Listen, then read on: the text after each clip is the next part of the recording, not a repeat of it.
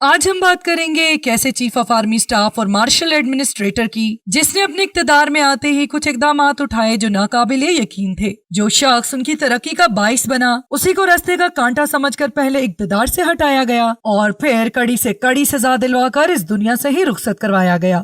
ہم بات کر رہے ہیں پاکستان کے سابق صدر، چیف آف آرمی سٹاف اور martial law administrator general Zia ul-Haq کی۔ جنرل ضیاء الحق کا نام سنتے ہی بہت سے زخم تازہ ہو جاتے ہیں۔ جنرل ضیاء الحق نے 1943 میں برٹش آرمی جوائن کی۔ انہوں نے دوسری جنگ عظیم اور 1965 کے پاکستان بھارت جنگ میں بھی شمولیت اختیار کی تھی۔ 1973 میں وہ میجر جنرل بنے اور 1975 میں لیفٹیننٹ جنرل بنے۔ اسی دوران ان کی ملاقات وزیر اعظم ذوالفقار علی بھٹو سے ہوئی۔ ذوالفقار علی بھٹو ان کی مستقل مزاجی، مذہبی لگاؤ اور بظاہر سیاست میں کوئی دلچسپی نہ رکھنے کی وجہ سے یہ بہت پسند آئے، اور اسی وجہ سے انہوں نے ضیاء الحق کو کئی سینئر آرمی آفیسرز پر ترقی دے کر چیف آف آرمی سٹاف بنا دیا، حتیٰ کہ اس بات پر بھٹو صاحب کو عوام کی طرف سے بے تحاشا مخالفت کا سامنا کرنا پڑا۔ انہی کرائسس کے دوران 1973 کے پارلیمانی الیکشنز کا اعلان ہو گیا، جس میں پی این اے کو ناکامی کا سامنا کرنا پڑا، لیکن انہوں نے انتخابات میں دھاندلی کا الزام لگاتے ہوئے الیکشن کو ماننے سے انکار کر دیا۔ بھٹو حکومت کو ختم کرنے کے لیے ملک میں عوامی تحریک شروع ہو گئی،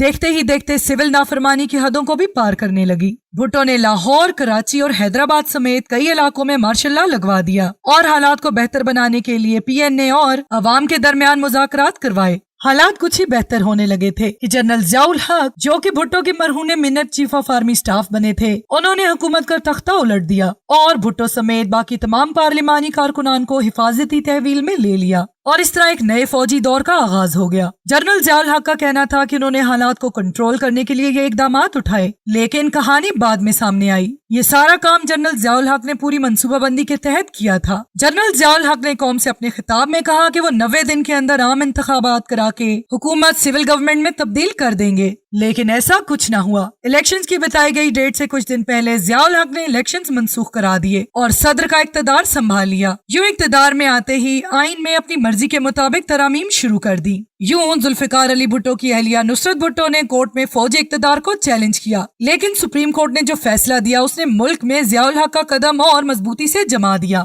سپریم کورٹ نے فیصلہ دیا کہ حالات کی نزاکت کو مد نظر رکھتے ہوئے چیف آف آرمی سٹاف نے اس وقت بالکل صحیح اقدامات اٹھائے تھے۔ اپنے دورانیے میں جنرل ضیاء الحق نے بہت سے ایسے فیصلے کیے جن سے ملک کی ساکھ کو بہت نقصان پہنچا۔ ان میں سے ہی ایک فیصلہ ذوالفقار علی بھٹو کی پھانسی تھی۔ اسی دوران ذوالفقار علی بھٹو پر کئی مقدمے چلائے گئے اور بالآخر انہیں پھانسی کی سزا سنائی دی۔ بحیثیت صدر اگر ضیاء الحق چاہتے تو وہ اس سزائے موت کو عمر قید میں بدل سکتے تھے، لیکن انہوں نے کچھ بھی ایسا نہیں کیا کیونکہ وہ کوئی بھی خطرہ مول نہیں لینا چاہتے تھے۔ اس کے بعد رشیا کے خلاف سی آئی اے اور امریکہ کی جنگ لڑنے کا فیصلہ کیا، جس نے پاکستان پر بہت برا اثر ڈالا۔ آج پاکستان کو جن مسائل کا سامنا ہے ان میں آدھے سے زیادہ ضیاء الحق کے دور کے تحفے ہیں۔ بالآخر 17 اگست 1988 کو ضیاء الحق ایک ہوائی سفر کر رہے تھے اور ان کا جہاز کریش ہو گیا اور یوں ضیاء الحق اس دنیا فانی سے کوچ کر گئے۔ پلان کیسے کریش ہوا یہ آج تک معلوم نہیں کیا جا سکا اور یوں آمریت کے ایک تاریخ دور کا اختتام ہوا۔